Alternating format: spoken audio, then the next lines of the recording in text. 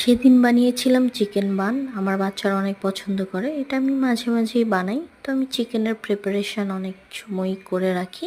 তো সেদিনও আমি অলরেডি চিকেনের প্রিপারেশান করে রেখেছিলাম। তারপরে এই যে দেখতে পাচ্ছেন আমি বানের প্রিপারেশানও করছি।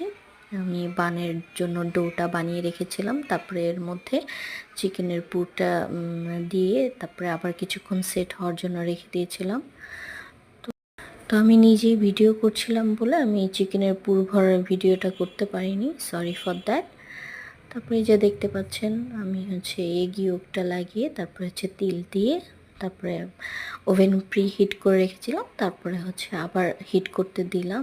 আর এই যে আমার বান দেখতে পাচ্ছেন অলমোস্ট রেডি ছিল। এখন এই যে বের করে ফেললাম। দেখতে পাচ্ছেন আসলে যখন বানগুলো বেক করার পরে এরকম পারফেক্ট হয় তখন এত মন ভালো হয়ে যায়, আরও ইন্সপিরেশন বেড়ে যায় যে পরবর্তীতে যাতে আবার বান বানানো হয়। আর এই যে দেখতে পাচ্ছেন অনেক বেশি সফট হয়েছে। আমি অনেক সফট করার জন্য ডোটা অনেক বেশি পাতলা করেছিলাম, আমার অনেক হ্যান্ডেল করতে কঠিন লাগছে, তারপরে করেছি। আর এই যে আমার মেয়ে ভেঙে দেখাচ্ছে এই যে ভিতরে চিকেন